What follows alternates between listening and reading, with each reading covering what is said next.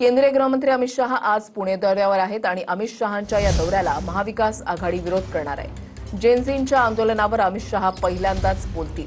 शहा लोकमान्य टिळक राष्ट्रीय पुरस्कार देऊन डोवाल यांना आज सन्मानित करणार आहेत। पुण्यामधल्या काँग्रेस पदाधिकाऱ्यांना पोलिसांनी ताब्यात घेतलेलं आहे। शहांच्या दौऱ्याला विरोध करत काँग्रेसनं आक्रमक पवित्रा घेतलेला आणि निषेध आंदोलन करणार असं काँग्रेसकडून आधीच जाहीर करण्यात आलेलं आहे आणि त्यांनी सर्वसामान्य नागरिकांना देखील आवाहन केलेलं आहे की या निषेध आंदोलनामध्ये सहभागी व्हा। काल रात्री अमित शहा हे पुण्यामध्ये पोहोचलेले आहेत त्यावेळची दृश्य।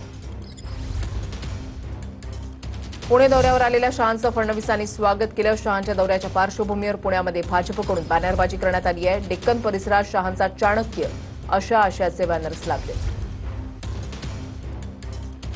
काँग्रेसकडून निषेध आंदोलन केलं जाणार आहे आणि त्याला जशास तसं उत्तर देण्यासाठी भाजपकडून आता पूर्ण तयारी झालेली आहे। भाजपकडून ठिकठिकाणी बॅनर लावण्यात आलेले आहेत। अमित शहा यांचा भारताचे चाणक्य असा उल्लेख असलेले बॅनर ठिकठिकाणी लागले।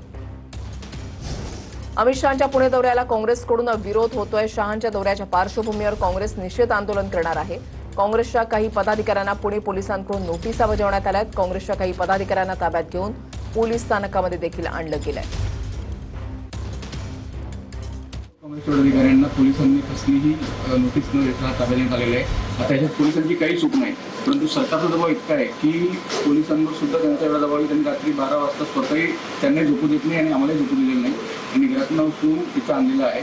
आम्ही सरकारचा निषेध करतो, धिक्कार करतो।